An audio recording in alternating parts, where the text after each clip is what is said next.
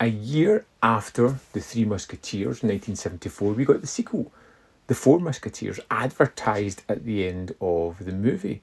And this was a kind of strange occurrence because it wasn't intended to be two movies. At some point during production, maybe before, maybe after, who knows, the producers decided to create a second movie from this and split the narrative.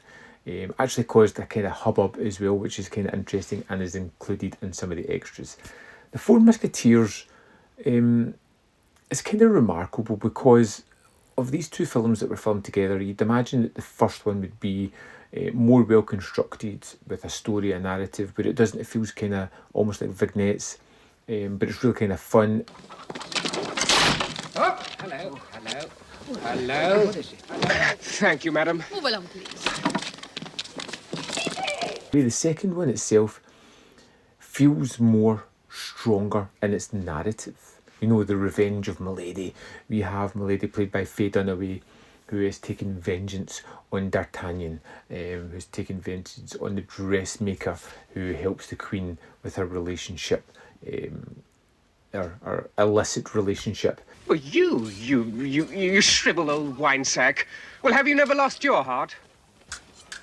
Very fast ferry, gentlemen. Me? No.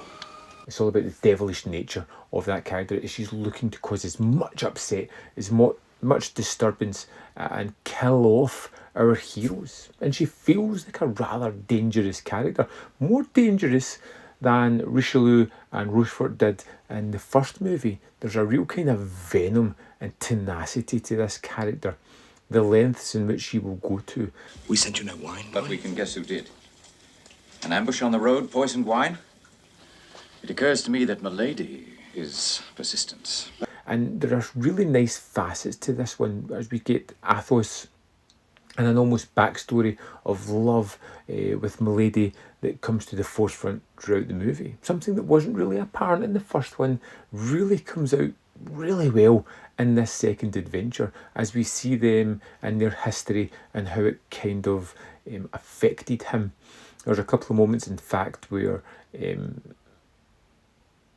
Athos, it almost says to D'Artagnan, take one more step and we will cross swords. So, this is serious manners. We're going on here. Serious things are happening in this one. If you take one more step, D'Artagnan, and we cross swords. I swear to God, I'll kill you this time, boy. It still has the levity and the fun and the action set pieces, but it just feels stronger all throughout the film. Not to say that the first one's bad. I really enjoyed the first one, but I found the second one to be a more complete film, giving us the characters that we knew and loved. We didn't have to have that introduction. We just got flung into the action. You got all the sort of secondary characters, some who didn't get a lot of screen time in the first one, like Faye Dunaway's character, really coming to the forefront here and creating a really strong villain to rally against. You must look your best, Monsieur D'Artagnan. Yes. I found The Four Musketeers to be wonderful. I enjoyed the setting. I enjoyed going back to this world.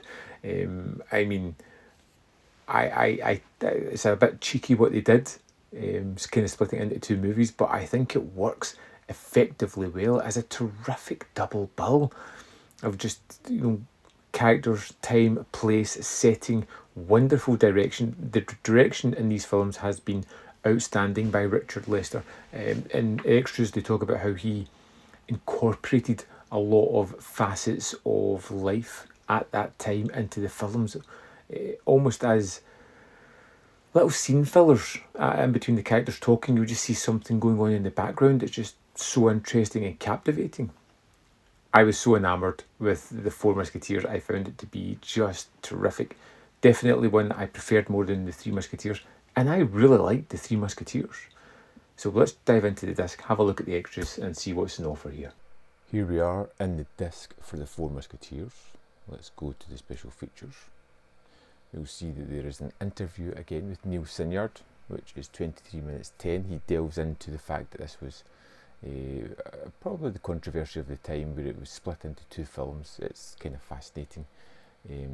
to really hear a wee bit more information on that. I would like to get more, and you do get more in the Saga of the Musketeers Part 2. You get some anecdotes about the cast behind the scenes, some of Oliver Reed's antics, and a little bit of delving in to the fact that it was split into 2 movies.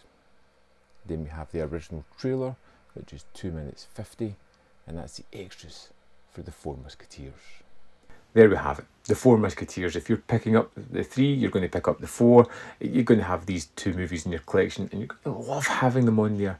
Perfect movies to throw on in like a Sunday afternoon, chill out, and just spend over 3 hours with these Musketeers, having a great time. I loved this one. I would love to know your thoughts on the Four Musketeers. Let me know in the comment box below whether you loved it, hated it, didn't think it matched up to the original, or whether you thought it was better. I want to know your opinion. There's more content up here where you can see more of my stuff. In the description box below are links to the Patreon, the membership programme, and manvfilm.com. All ways in which you can support me. Thanks for watching, and I'll see you next time.